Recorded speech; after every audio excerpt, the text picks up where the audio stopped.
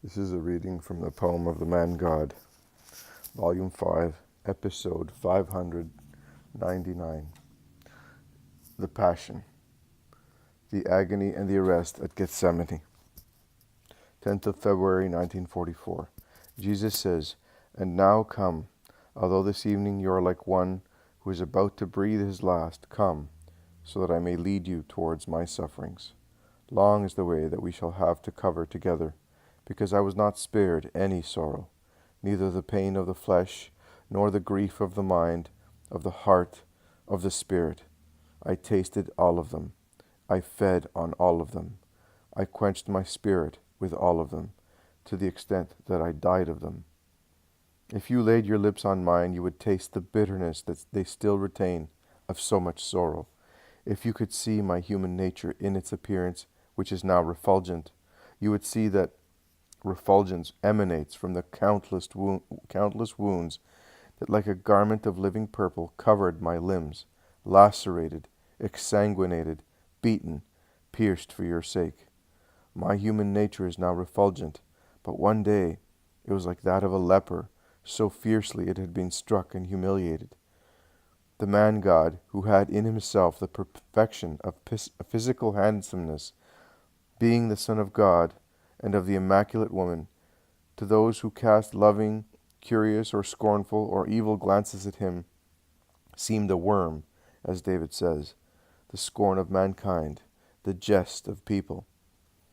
My love for my Father and for my Father's children led me to abandon my body to those who struck me, to offer my face to those who slapped me and spat at me, to those who thought they were doing a meritorious deed by tearing my hair and my beard, piercing my head with thorns, making the earth and its fruits accomplices of the tortures inflicted on their Savior, dislocating my limbs, laying bare my bones, tearing off my garments, thus offending my purity in the most cruel manner, nailing me to a piece of wood and lifting me up like a slaughtered lamb onto the hooks of a butcher, and barking around me while I was in agony like a pack of ravenous wolves, made even wilder by the smell of blood.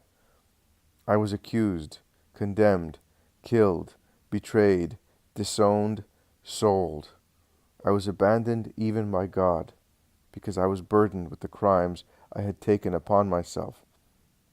They made me poorer than a beggar spoiled by highwaymen, because they did not even leave me my tunic to cover my livid nakedness of a martyr. Even after my death, I was not spared the insult of a wound and the slander of enemies. I was overwhelmed by all the dirt of your sins. I was hurled down as far as the bottom of the darkness of sorrow, deprived of the light of heaven that might reply to my dying eyes, and of the divine voice that might answer my last invocation. Isaiah explains the reasons for so much grief. He has really taken our evils upon himself, and ours are the sorrows he has carried. Our sorrows. Yes, I carried them on your behalf, to relieve yours, to mitigate them, to cancel them, had you been faithful to me.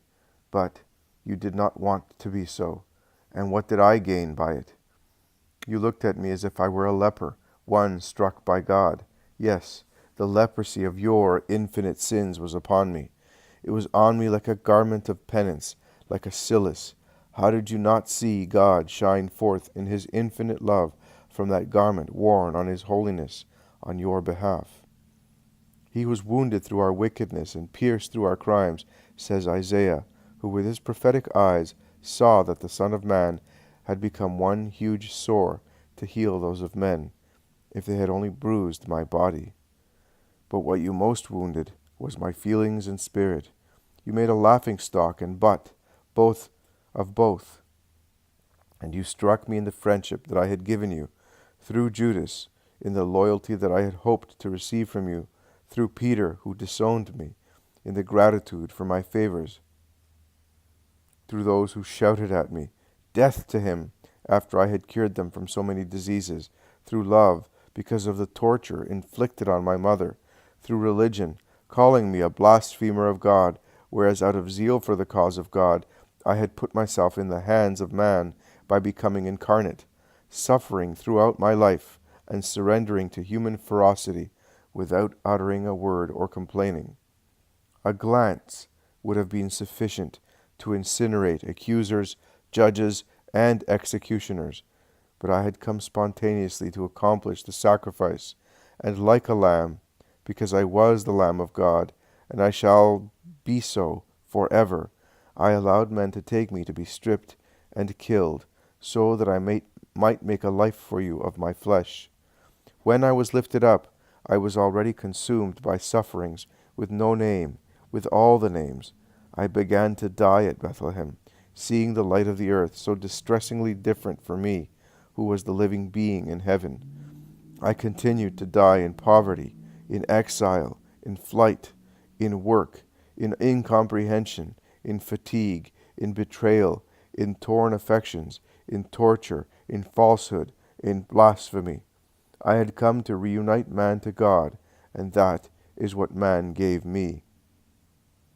Mary, look at your Savior. He is not dressed in white, and his hair is not fair. His eyes are not the sapphire hue that you know. His garment is stained with blood.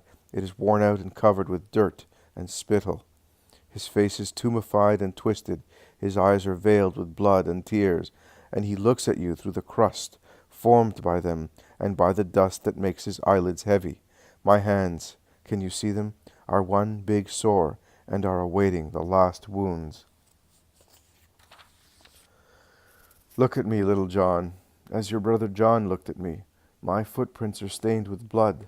Perspiration washes away the blood that drops from the ground, made by the scourges, and that is still left after the agony in the garden. Words come out of my parched, bruised lips in the painful panting of my heart that is already dying through all kinds of torture. From now on, you will often see me like this. I am the King of sorrows, and I will come in my regal dress to speak to you of my sorrows. Although you are in agony, follow me, as I am the merciful one. I shall be able to put also the scented honey of more serene contemplations before your lips, poisoned by my sorrow. But you must still prefer these ones, smeared with blood, because it is through them that you have the life, and you will be able to take the life to other people. Kiss my bleeding hand, and be vigilant when meditating on me, the Redeemer. I see Jesus as he describes himself this evening. I have really been in agony, as from 1900 hours. It is 1:15 a.m. of the 11th by now. Jesus says to me this morning, the 11th February at 7:30, yesterday evening I wanted to speak to you only of myself, a prey to suffering, because I have begun the description and visions of my sorrows. Yesterday evening it was the introduction, and you were so exhausted, my friend. But before the agony comes back again, I must reproach you gently. Yesterday morning you were selfish. You said to your spiritual father, let us hope that I shall be able to hold out, because my fatigue is greater. No, his is greater, because it is hard, and is not compensated by the bliss of seeing visions and of having Jesus present, as you have him, also in his holy, human nature. Never be selfish, not even in the least things. A woman disciple, a little John, must be very humble and charitable, like her Jesus. And now come and stay with me. The flowers have appeared. The pruning time has come. The voice of the little turtle dove has been heard in the country, and they are the flowers that have come up in the pools of blood of your Christ. And he who will be cut off like a pruned branch is the Redeemer, and the voice of the turtle dove calling the bride to a sorrowful, holy wedding banquet is mine, for I love you. Rise and come, as today's Mass says, come to contemplate and suffer. It is the gift that I grant my beloved one. 16th of March, 1945. There is dead silence in the street. In so much silence, there is only the noise of a little fountain, the water of which falls into a stone basin.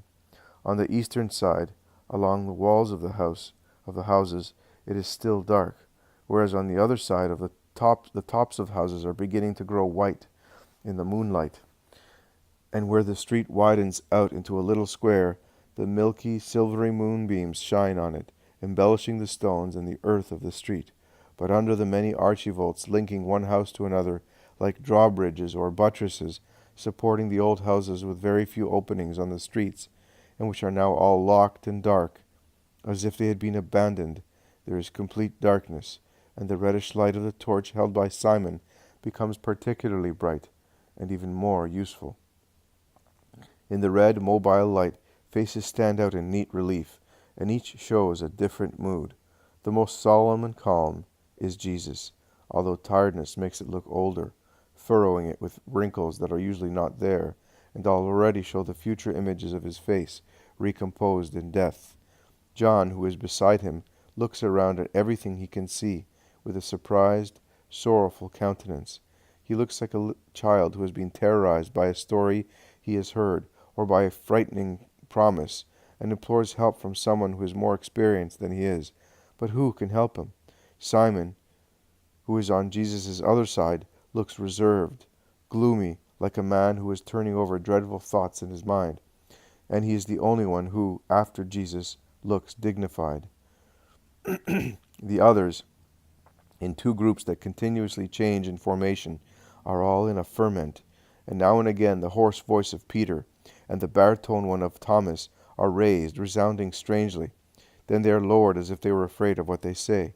They are discussing what is to be done, and some suggest one thing, some another, but all proposals are dropped because the hour of darkness is really about to begin, and the opinions of men are obscure and confused.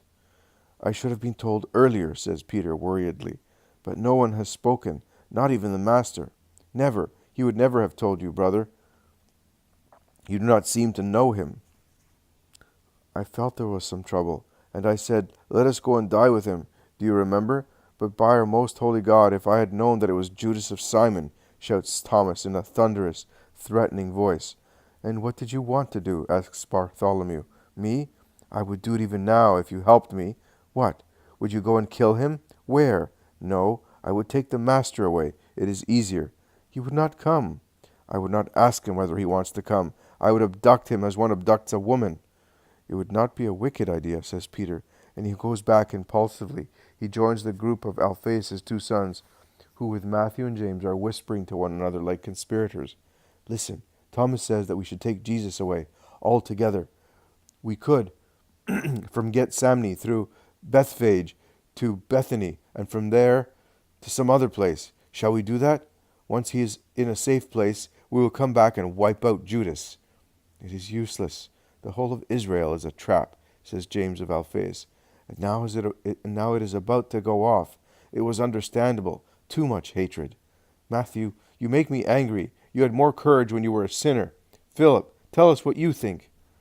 Philip, who is coming all alone and seems to be talking to himself, looks up and stops. Peter joins him, and they whisper to each other. They then arrive at the previous group, and Philip says, I would say that the temple is the best place. Are you mad? Shout the cousins Matthew and James. But it is in there that they want him dead. Hush! How much clamor! I know what I'm saying.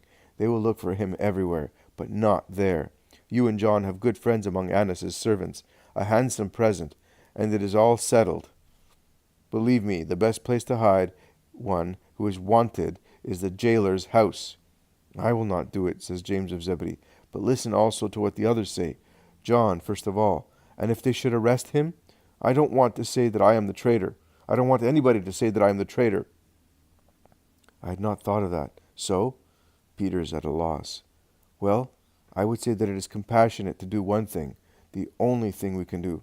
Take away his mother, says Judas of Alphaeus. Of course, but who will go? What shall we tell her? You should go, as you are a relative of hers. I am staying with Jesus. It is my right. You can go. I have armed myself with a sword to die like Eleazar of Saura. I will pass through legions to defend my Jesus, and I will strike without restraint. If I get killed by a more numerous force, it does not matter. I will have defended him, proclaims Peter. But are you really sure that it is the Iscariot? Philip asks Thaddeus. I am certain. None of us has the heart of a snake. He only. Matthew, go to Mary and tell her. I deceive her, see her beside we while she is unaware, and then, no, I am ready to die, but not to betray that dove. Their voices mingle in a whisper. Do you hear? Master, we love you, says Simon. I know. I am not in need of those words to know. And if they give peace to the Christ's heart, they wound his soul. Why, my Lord? They are words of love, of an entirely human love.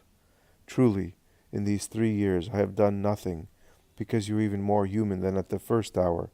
This evening all the filthiest ferments are rising in you, but it is not your fault. Save yourself, Jesus, says John, moaning. I am saving myself. Are you? Oh, my God, thank you. John looks like a flower that had withered through excessive heat and becomes fresh again, standing straight on its stem. I will tell the others. Where are we going? I am going to my death. You to faith. But did you not just say now that you were going to save yourself? The beloved apostle loses heart again. Yes, I am in fact saving myself. If I did not obey my Father, I would lose myself. I obey him, so I save myself. But do not weep so. You are not so brave as the disciples of that Greek philosopher of whom I spoke to you one day. They remained with their teacher, who was dying, having taken a potion of hemlock, and they comforted him with their manly sorrows. You look like a little boy who has lost his father. And is it not so? What I am losing is more than the loss of a father. I am losing you. You're not losing me, because you will continue to love me. He is lost who is separated from us by oblivion on the earth, and from God's judgment in the hereafter. But we shall never be separated, neither by this one or by that one. But John will not listen to reason. Simon comes closer to Jesus, and in a low voice confides to him, Master, Simon Peter and I were hoping to do a good thing, but since you know everything, tell me, within how many hours do you think you will be arrested? As soon as the moon is at the summit of her arc. Simon makes a gesture of grief and impatience, not to say of anger. Then it was all useless, Master. I will now tell you. You almost reproached Simon Peter and me for leaving you so alone these last days, but we were away on your behalf, for your sake.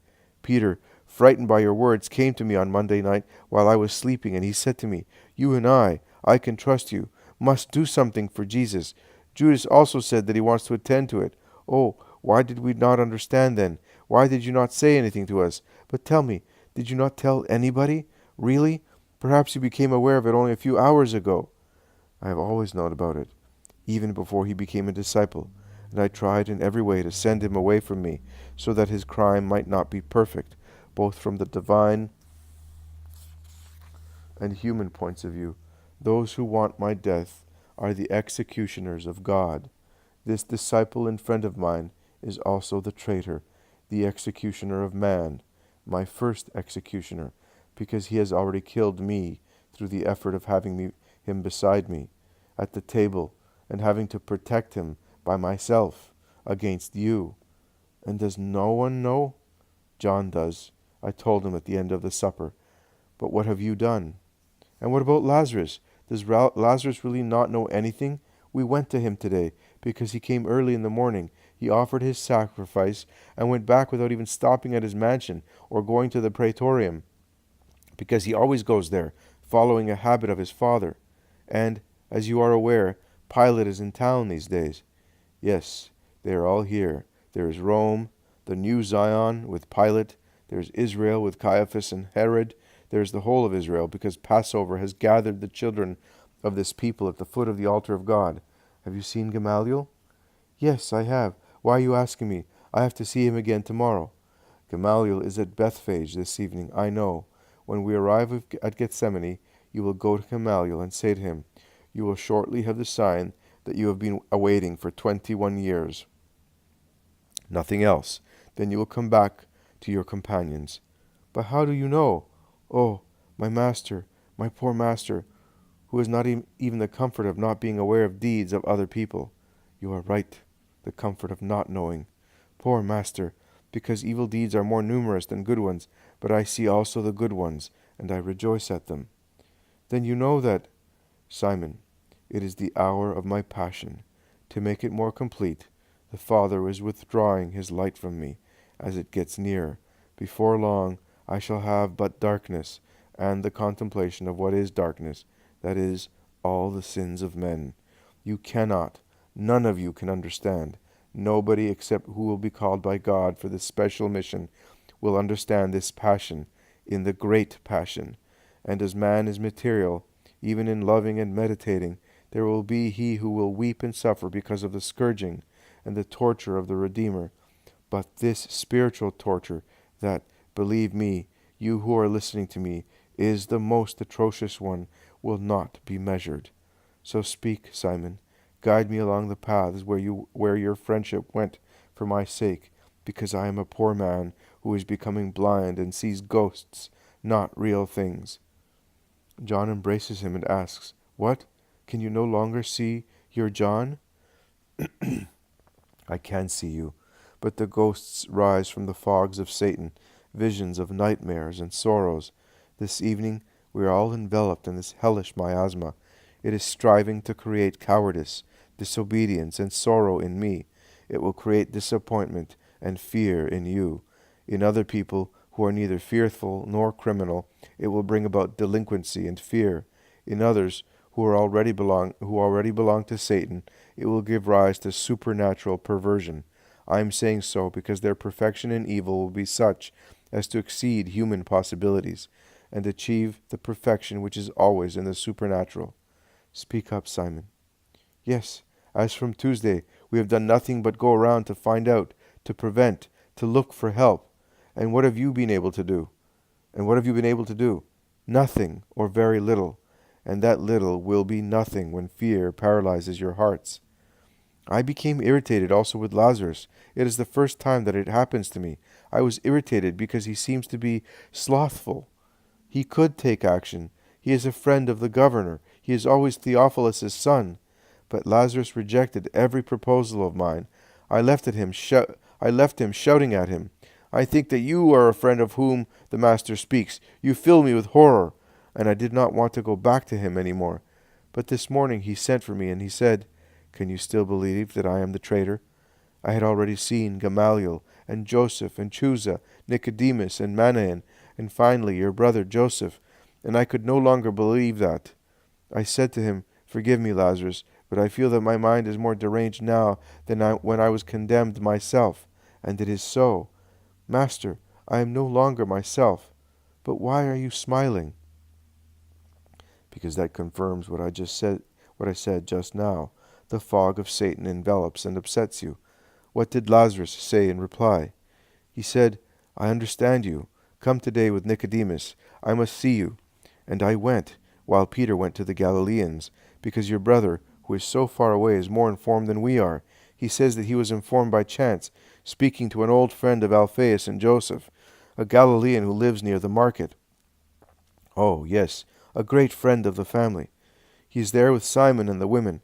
There is also the family from Cana. I have seen Simon. Well, Joseph was told by this friend of his, who is also a friend of one of the temple, who has become his relative on women's side, that they have decided to arrest you. And he said to Peter, I have always opposed him, but I did it out of love, and while he was still strong. But now that he has become like a child and is a prey to his enemies, I, a relative who has always loved him, am with him. It's my duty, by blood and by love. Jesus smiles, showing for a moment the serene face of joyful hours.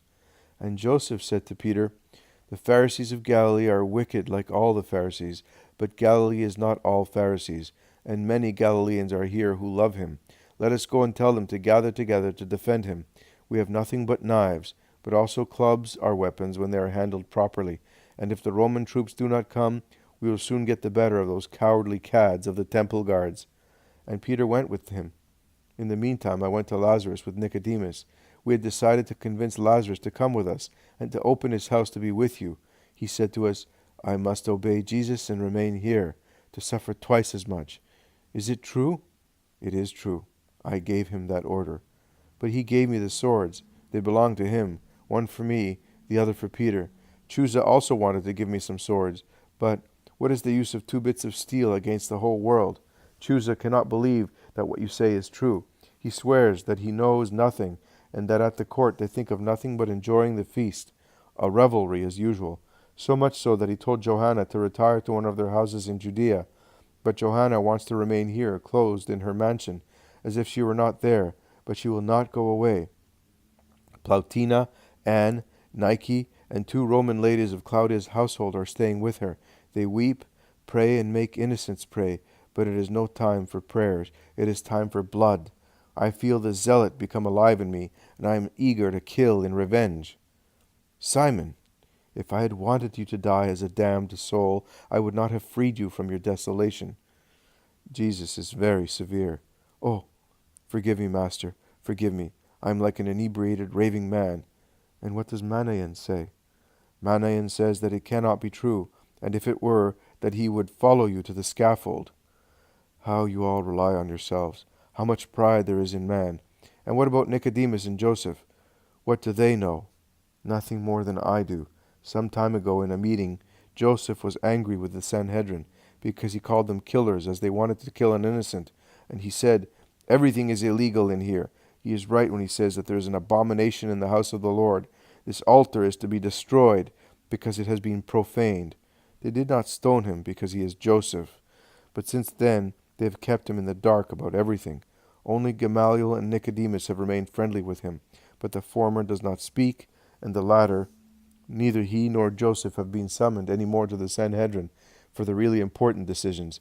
It meets illegally here and there at different hours, for fear of them and of Rome.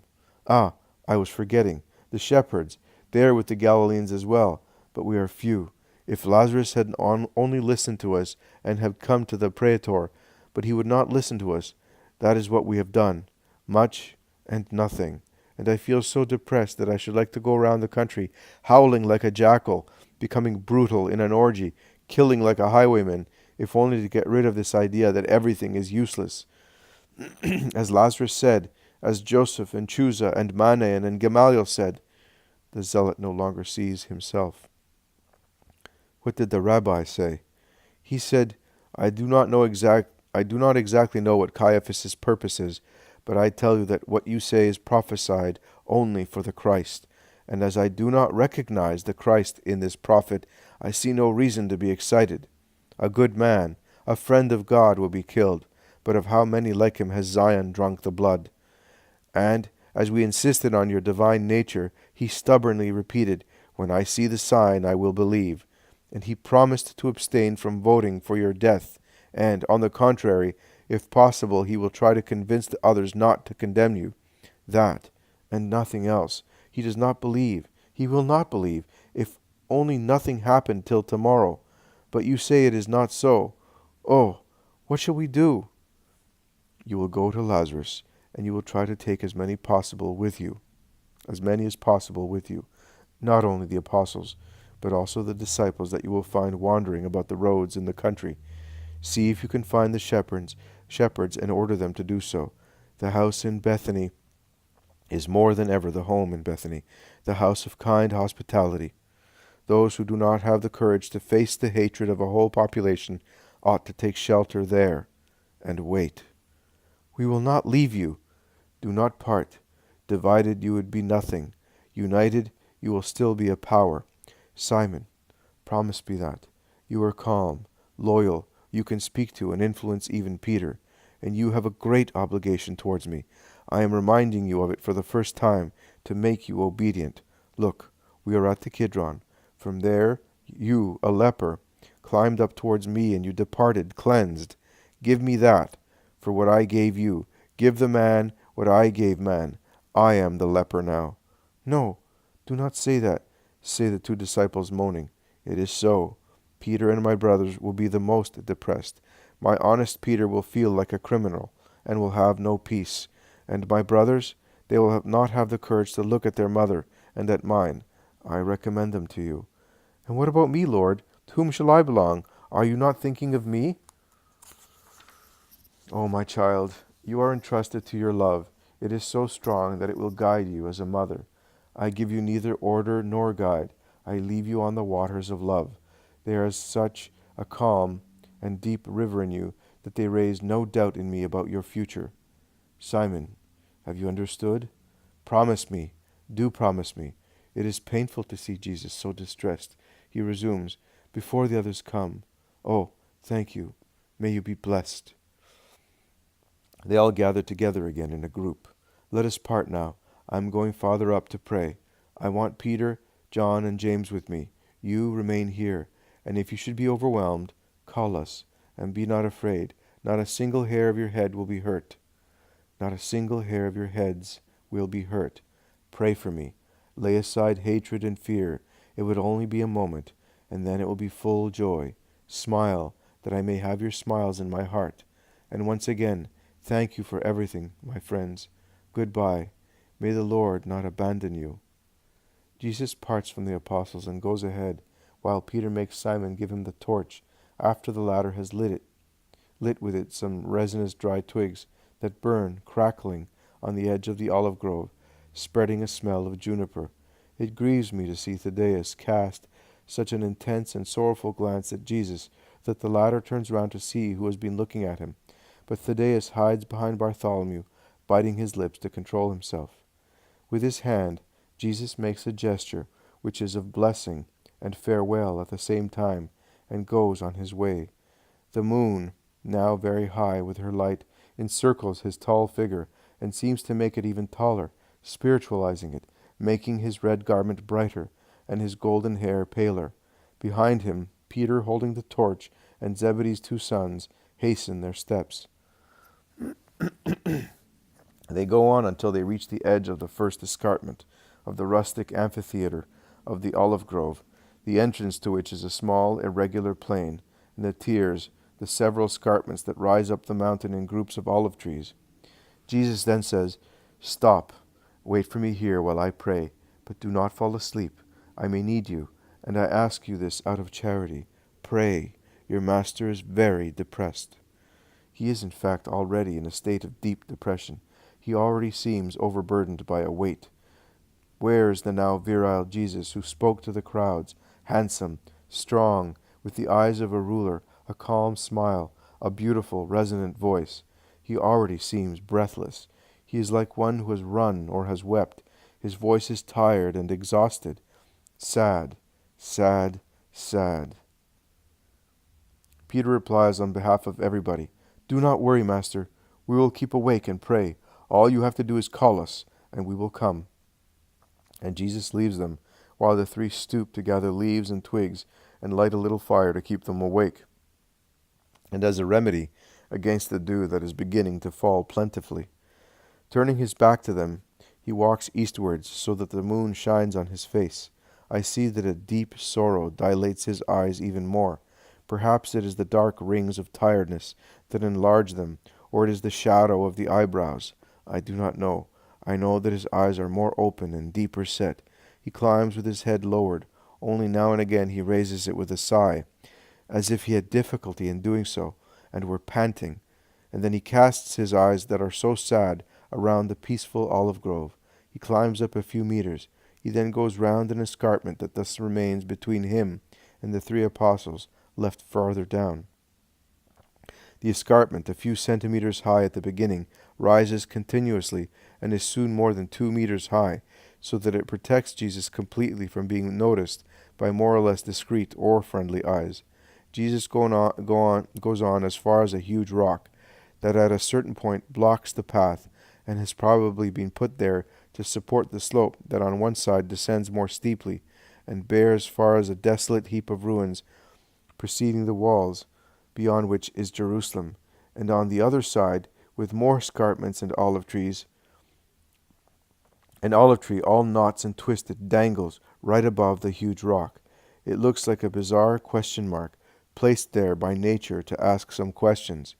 The leafy branches on the top of it answer the questions of the trunk, at times saying yes by bending towards the ground, at times no, swinging from left to right, in a light breeze, which blows through the branches, and at times carries the smell of the earth, at times the bitterish scent of olive trees, at times the mixed perfume of roses and lilies of the valley, that one wonders where it comes from.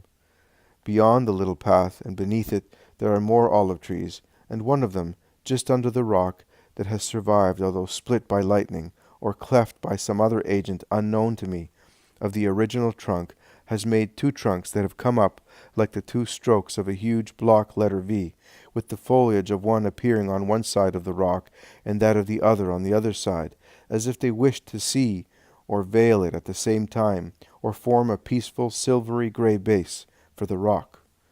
Jesus stops there. He does not look at the town that is visible down there, all white in the moonlight.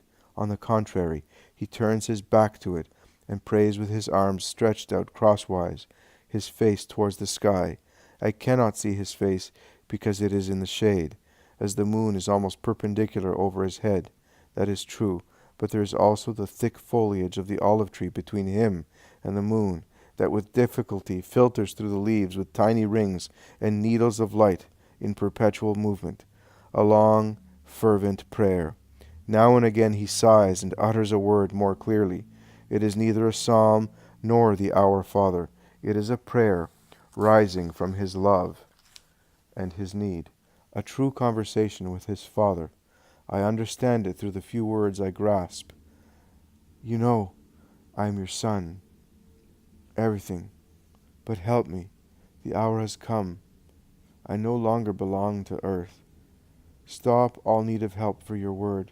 Make the man satisfy you as the Redeemer, as the word was obedient to you, as you wish. I ask you to have mercy on them. Will I save them? That is what I ask of you. This I want, that they be saved from the world, from the flesh, from the demon. May I make further requests? It is a fair question, Father, not for myself, for man who was created by you, and who wanted to soil also his soul. I will throw that dirt into my sorrow and into my blood, so that the incorruptible essence of the Spirit which is pleasing to you may be reinstated. And it is everywhere. He is the King this evening, in the royal palace and in houses, among soldiers and in the temple. The town is full of it, and it will be hell tomorrow. Jesus turns round. He leans with his back against the rock and folds his arms. He looks at Jerusalem. Jesus' face becomes sadder and sadder. He whispers, "She looks like snow, and she is all sin. And how many I cured in her, how much I spoke. Where are those who seemed loyal to me?" Jesus lowers his head and looks fixedly at the ground, covered with short grass, shining with dew. But although his head is lowered, I understand that he is weeping, because some tears shine when falling from his face on the ground. He then raises his head. He unfolds his arms. He joins them, holding them above his head, shaking them while they are so united. He then sets out. He goes back towards the three apostles who are sitting round the little fire of twigs, and he finds them half asleep. Peter is leaning with his back against the tree trunk, and, with his arms crossed on his chest, he nods in the first drowsiness of a profound sleep. James is sitting with his brother on a large root that emerges from the ground, and on which they have spread their mantles in order not to feel its ruggedness so much. But although they are not so comfortable as Peter, they are also dozing. James has rested his head on the shoulder of John, who has inclined his head on the head of his brother, as if doziness had immobilized them in that posture. "Are you sleeping? Have you not been able to keep awake for 1 hour only? And I need your comfort and your prayers so much." The three wake up with a start and are utterly confused. They rub their eyes. They murmur an excuse, blaming their poor digestion as the cause of their drowsiness. "It's the wine, the food, but it will soon be over. It was only a moment. We did not feel like speaking, and that made us fall asleep. But we will now pray in loud voices, and it will not happen again." Yes, pray, and be on the alert, for your own sake as well. "Yes, Master, we will obey you." Jesus goes away again, the moon now shining on his face, so brightly in her silvery light that it makes his red garment seem paler and paler, as if she were spreading it with a veil of white, shiny dust, shows me his depressed, sorrowful, aged face. His eyes are still dilated, but they seem clouded. His mouth is twisted with tiredness. He goes back to his rock more slowly, and stooping more, he kneels, resting his arms on the rock, which is not smooth, but at half its height it has a kind of protrusion, as if it had been placed there deliberately, and a little plant has grown on it. I think it is a plant of those little flowers like lilies that I have seen also in Italy, with small pulpy leaves like lilies, with small pulpy leaves round but with indented edges, and tiny little flowers on very thin stems. They look like small snowflakes spraying the gray rock and the little dark green leaves. Jesus lays his hands near them, and the little flower tickles his cheek, because he rests his head on his joined hands and prays. Shortly afterwards he feels the coolness of the little corollas and raises his head. He looks at them, he caresses them, he speaks to them. You are here as well. You comfort me. These little flowers were also in my mother's little grotto, and she loved them because she used to say, when I was a little girl, my father used to say, you are a little lily like these, and you are completely full of heavenly dew. My mother. Oh, my mother. He bursts into tears, his head on his joined hands, a little reclined on his heels. I see and hear him weep, while his hands squeeze his fingers, tormenting them. I hear him say, also at Bethlehem, and I brought them to you, mother, but these ones, who will bring them to you now? He then resumes praying and meditating. His meditation must be really sad, full of anguish rather than sadness, because to divert his attention he stands up, he goes backwards and forwards, whispering words that I do not grasp, raising his face, then lowering it, gesticulating, rubbing his eyes and his cheeks with mechanical, agitated movements of his hands, running his fingers through his hair, as is typical of one who is in great anguish. To mention it is nothing. To describe it is impossible. To see it is to share his anguish. He makes gestures towards Jerusalem. Then he begins to raise his arms again towards the sky, as if he wanted to invoke help. He takes off his mantle, as if he were warm. He looks at it, but what does he see? His eyes see nothing but his torture, and everything serves to increase that torture, even the mantle woven by his mother. He kisses it and says, forgive me, mother, forgive me. He seems to be asking it of the cloth spun and by motherly love. He puts it on again. He is a prey to torment. He wants to pray to get out of his state, but recollections, concern, doubts, regrets come back to him with his prayer. It is an avalanche of names, towns, people, events. I cannot follow him because he is fast and desultory. It is his evangelic life that passes in front of him and brings Judas, the traitor, back to him. His anguish is such that in order to overcome it, he shouts the names of Peter and John, and he says, they will come now. They are really loyal. But they do not come. He calls them again. He seems to be terrorized, as if he saw I wonder what. He runs fast towards the place where Peter and the two brothers are, and he finds them comfortably fast asleep round a few embers, which are now dying out, and show only some red zigzags among the grey ashes. Peter, I have called you 3 times. What are you doing? Are you still sleeping? Do you not realize how much I am suffering? Pray that the flesh may not win, that it may not overwhelm you. None of you. If the spirit is willing, the flesh is weak. Help me. The 3 wake up more slowly, but at last they are successful, and with dull eyes they apologize. They get up, sitting up at first, and then standing. Just fancy, murmurs Peter. It had never happened to us. It must have been that wine. It was strong, and also this cold air. We covered ourselves not to feel it. In fact, they had covered also their heads with their mantles. He did not see the fire anymore. We did not see the fire anymore. We were no longer cold, and so we fell asleep. Did you say that you called us? And yet I did not seem to be so fast asleep. Come on, John. Let us get some twigs. Let us get a move on. We shall soon be wide awake.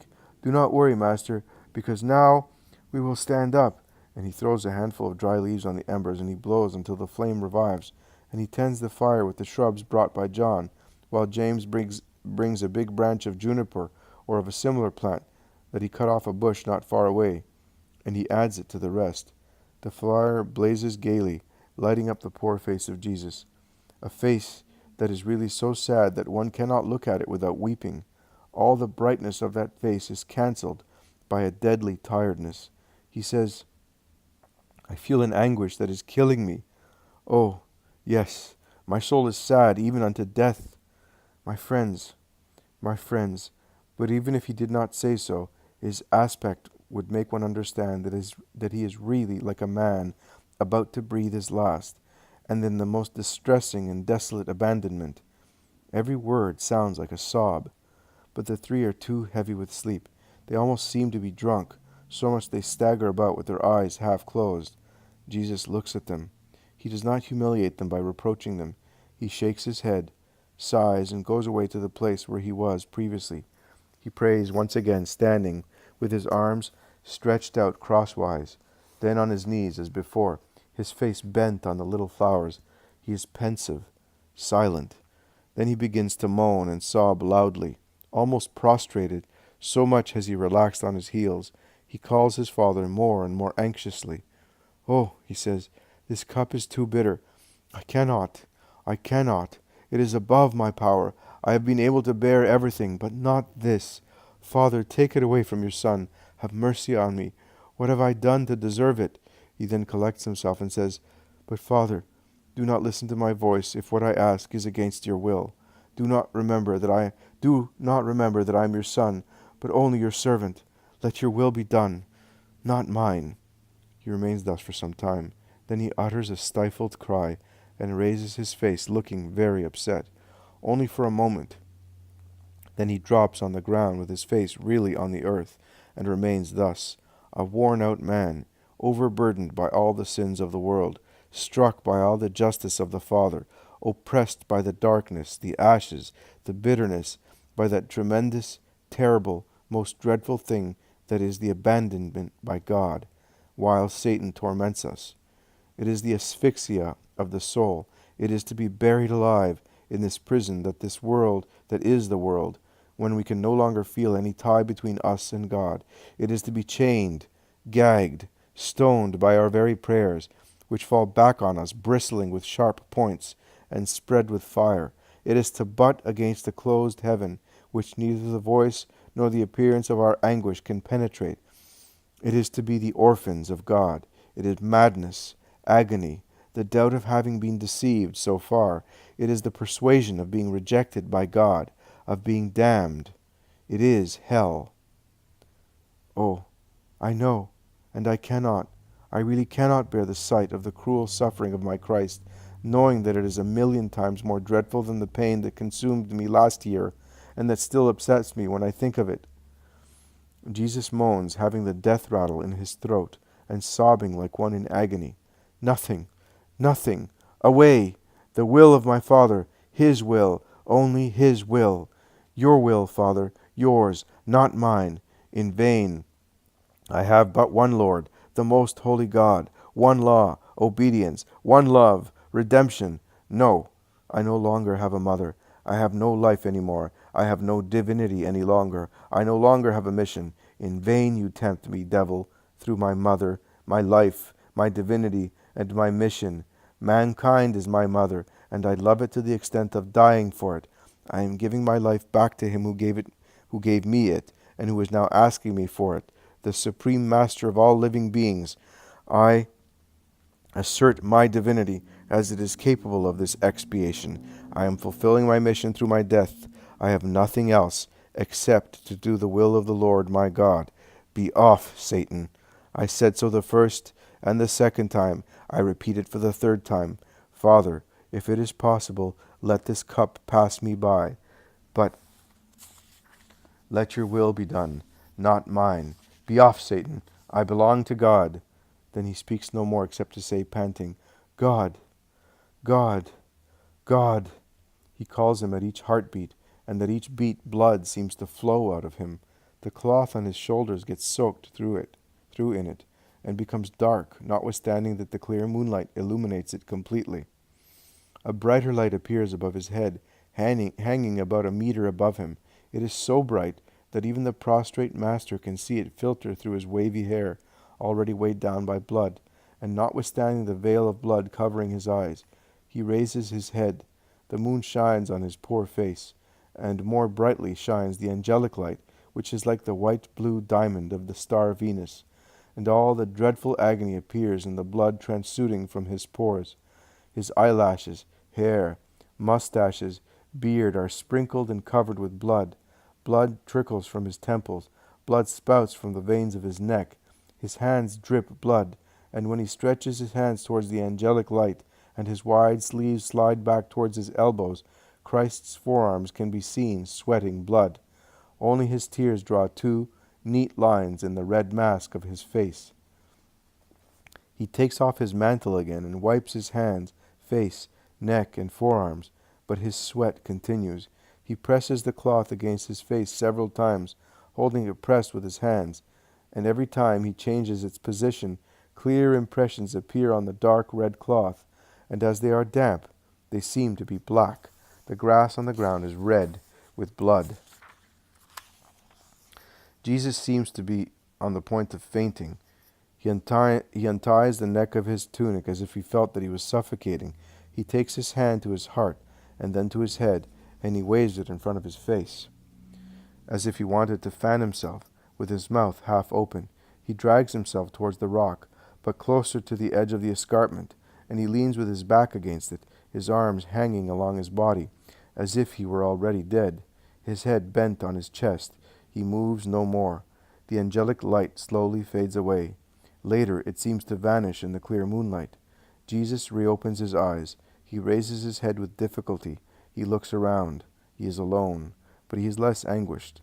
He stretches out one hand. He draws to himself the mantle that he had left on the grass, and wipes his face, hands, neck, beard, and hair again. He takes a large leaf which had grown on the edge of the escarpment, and is all wet with dew, and he continues to clean himself with it, wetting his face and hands, and then drying himself again. And he does the same several times with other leaves, until he wipes out the traces of his dreadful sweat. Only his tunic is stained, particularly on the shoulders, and at the folds of the elbows, at the neck, waist, and knees. He looks at it, and shakes his head. He looks also at his mantle, but he sees that it is too stained. He folds it and lays it on the rock, where it forms a cradle near the little flowers. With difficulty, owing to weakness, he turns round and kneels down. He prays, resting his head on his mantle, on which he had already laid his hands. Then, leaning on the rock, he stands up, and still staggering a little, he goes to the disciples. His face is very pale, but it is no longer upset. It is a face full of divine beauty, although it is deadly pale and much sadder than usual. The three are sleeping soundly, all enveloped in their mantles, lying down near the fire, which is out. They can be heard to breathe deeply as they begin to snore loudly. Jesus calls them in vain. He has to bend and shake Peter vigorously. "What is it? Who is arresting me?" the apostle asks as he emerges from his dark green mantle, looking bewildered and frightened. "Nobody. It is I calling you." "Is it morning?" "No. It is almost the end of the second watch." Peter is completely benumbed. Jesus shakes John, who utters a cry of terror when he sees the face of a ghost. It is as white as marble. Bending over him, "Oh, you look like dead to me." He shakes James, who, thinking that his brother is calling him, says, "Have they arrested the master?" "Not yet, James," replies Jesus, "but get up now, and let us go. He who is going to betray me is close at hand." The three, still drowsy, get up. They look around. Olive trees, the moon, nightingales, a light breeze, peace. Nothing else. But they follow Jesus without speaking. Also the other 8 are more or less asleep around a fire that has gone out.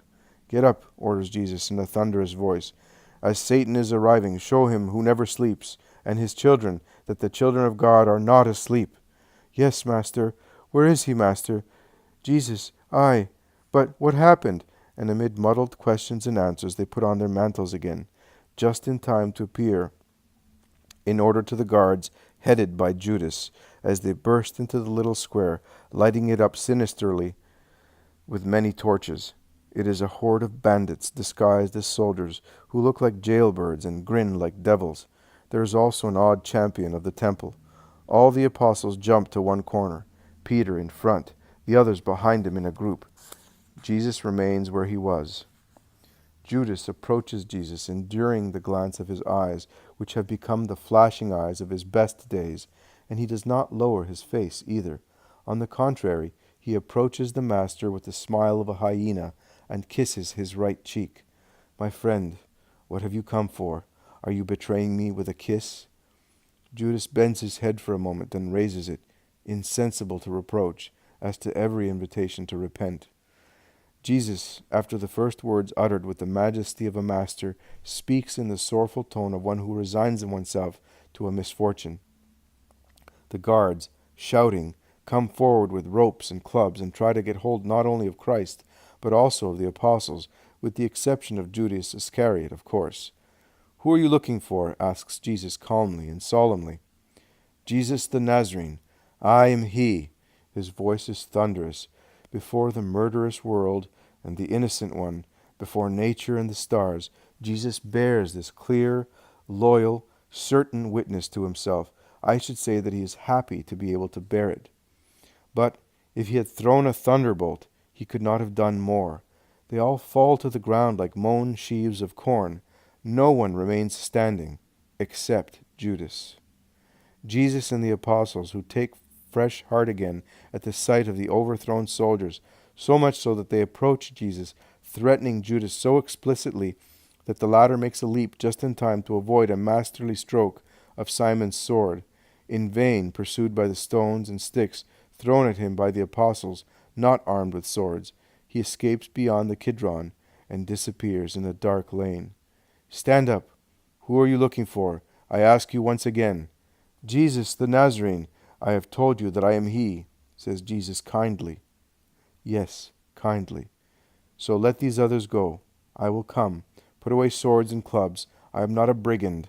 I have always been among you. Why did you not arrest me then? But this is Satan's hour, and yours. But while he is speaking, Peter approaches the man who is holding out the ropes to tie Jesus and gives a clumsy blow with his sword. If he had struck him with the point, he would have slaughtered him like a ram, whereas all he does is to cut off part of his ear that remains hanging down, shedding much blood. The man shouts that he is dead. There is chaos because some want to come forward, while some are afraid, seeing swords and daggers shine. Put those weapons away. I order you to do that. If I wanted, I could have the angels of my Father to defend me. And you, be cured, in your soul first of all, if you can. And before stretching out his hands to be roped, he touches the ear and cures it. The apostles shout very unbecomingly. Yes, I am sorry having to say so, but it is the truth. Some say one thing, some another. Some shout, you have betrayed us, and some, he is mad, and some say, and who can believe you? And those who do not shout run away. And Jesus is left all alone, he and the guards, and his way begins.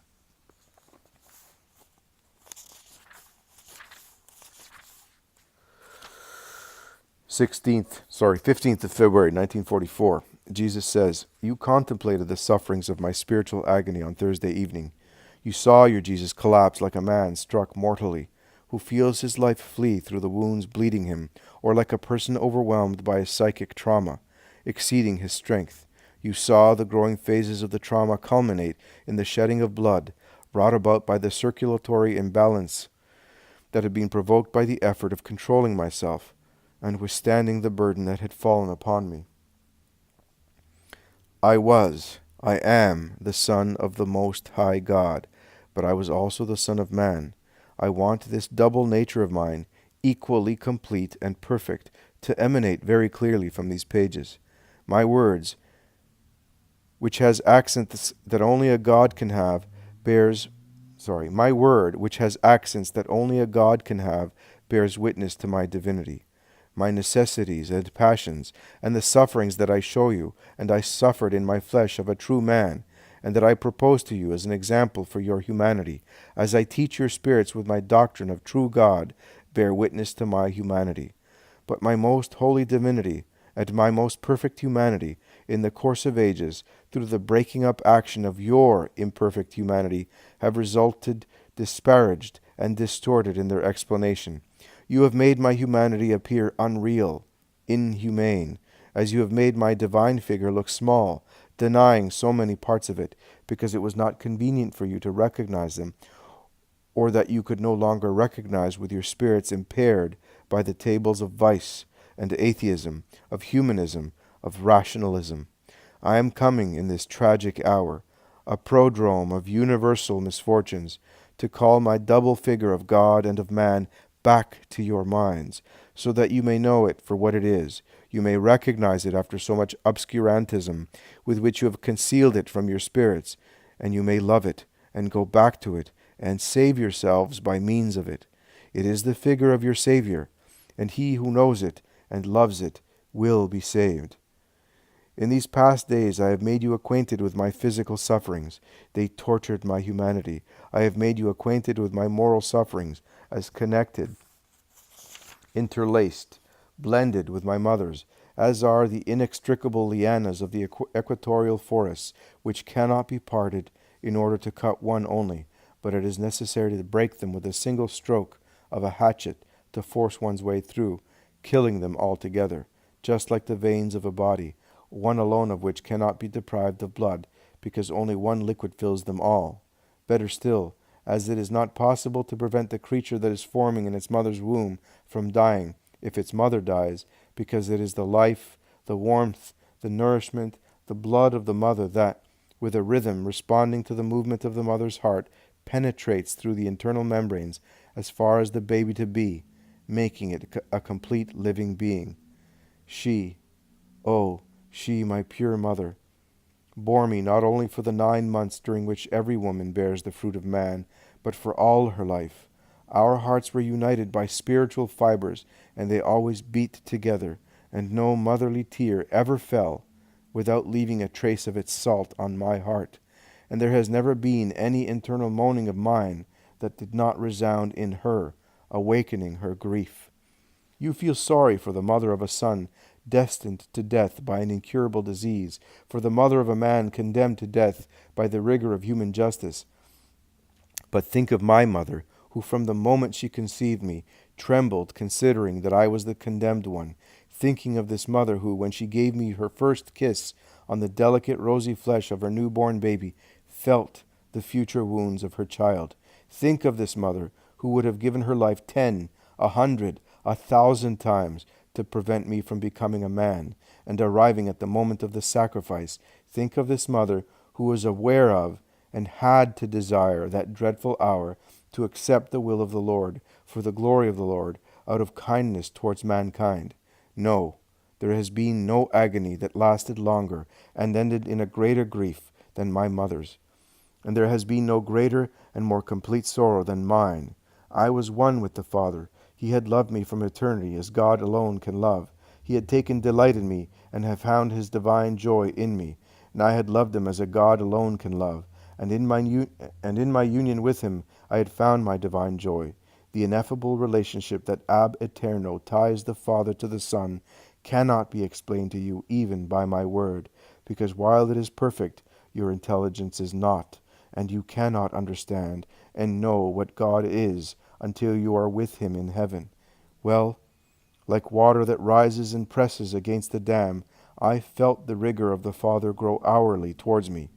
As evidence against brute men who did not want to understand who I was, during the time of my public life, he had opened heaven 3 times at the Jordan, at the Tabor, and in Jerusalem on the eve of my passion. But he had done that for men, not to give relief to me. I was already the expiator. Many times, Mary, God makes men become acquainted with one of his servants, so that through him they may be roused and dragged to him. But that happens also through the suffering of that servant. It is he who, by eating the bitter bread of God's rigor, pays personally for the comfort and salvation of his brothers. Is it not so? The victims of expiation know the rigor of God. Then comes the glory. But after justice has been appeased, it is not the same as happens with my love. It is not the same as happens with my love that kisses his victims. I am Jesus. I am the Redeemer. He who has suffered and knows by personal experience how painful it is to be looked at by God with severity and abandoned by him. And I am never severe, and I never abandon anyone. I consume just the same, but through the fire of love. The more the hour of expiation approached, the more I felt the Father move away. The more I was separated from the Father, the less my humanity felt it was supported by the divinity of God. And because of that, I suffered in every possible way. The separation from God brings fear, attachment to life, languor, tiredness, boredom. The deeper it is, the stronger are its consequences. When it is total, it leads to despair. And the more he who by God's decree experiences it without having deserved it, the more he suffers, because the living spirit feels the excision from God, as live flesh feels the excision of a limb. It is a sorrowful, prostrating stupor that one who has not experienced it cannot understand. I experienced it. I had to know everything in order to be able to plead with the Father for everything in your favor, even for your despair. Oh, I experienced what it means to say, I am alone. Everybody has betrayed and abandoned me. Even the Father, even God no longer assists me. And that is why I work mysterious wonders of grace in poor hearts overwhelmed by despair.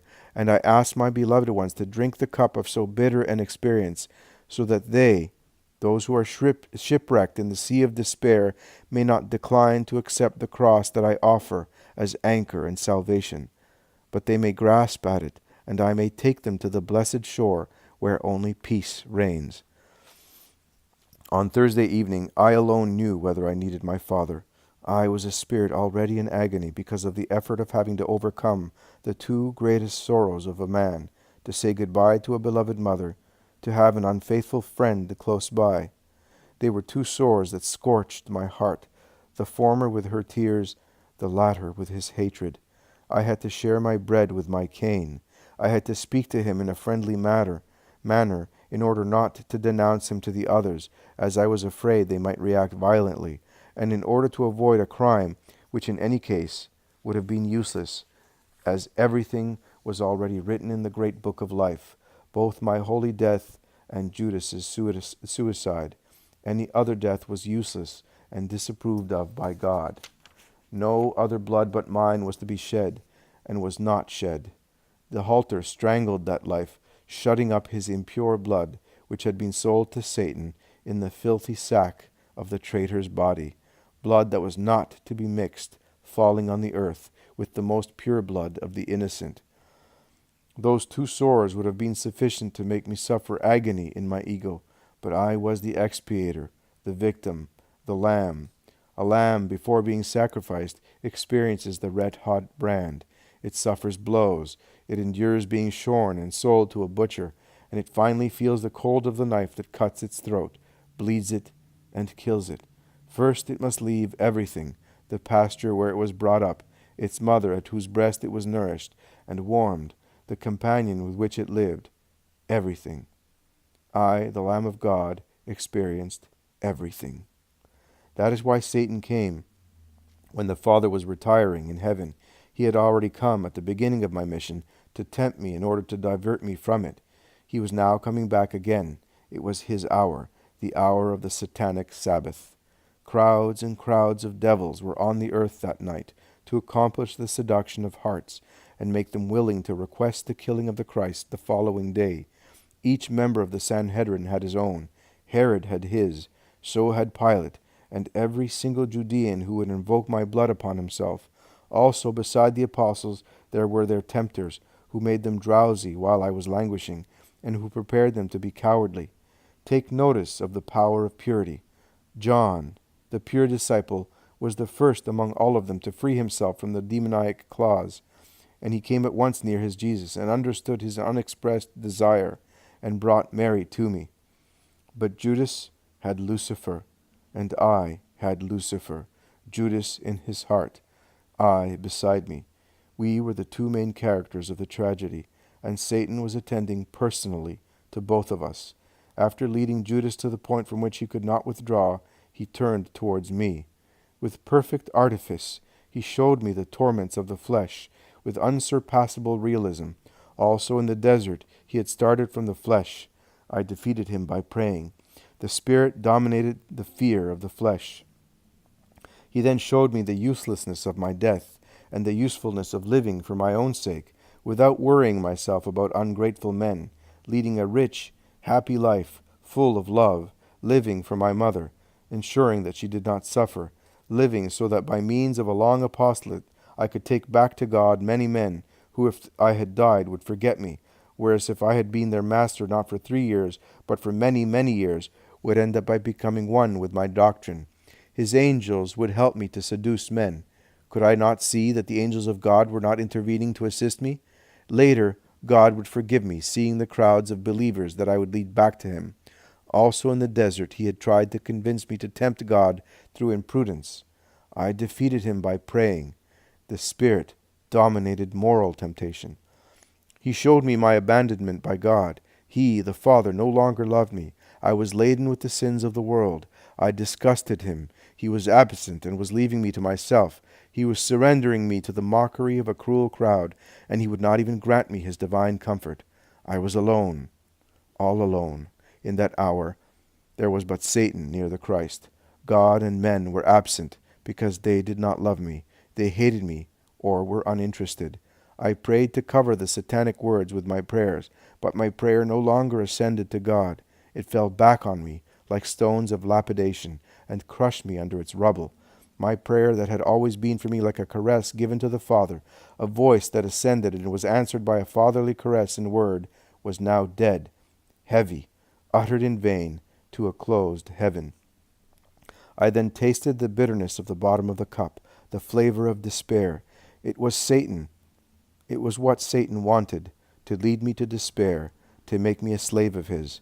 I overcame despair, and I overcame it only with my power, because I wanted to defeat it, only with my strength of a man. I was nothing but the man, and I was nothing but a man no longer helped by God. When God helps you, it is easy to lift even the world and hold it up like a child's toy.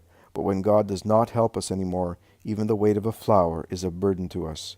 I defeated despair and Satan, its creator, in order to serve God and you by giving you the life. But I became acquainted with death, not with the physical death of crucifixion, that was not so dreadful, but with the total, conscious death of the fighter who falls after triumphing, with a broken heart, and blood pouring out of him in the trauma of an effort exceeding all endurance. And I sweated blood. I sweated blood to be faithful to God's will. That is why the angel of my sorrow showed me the hopes of all those who have been saved through my sacrifice as a medicine for my dying.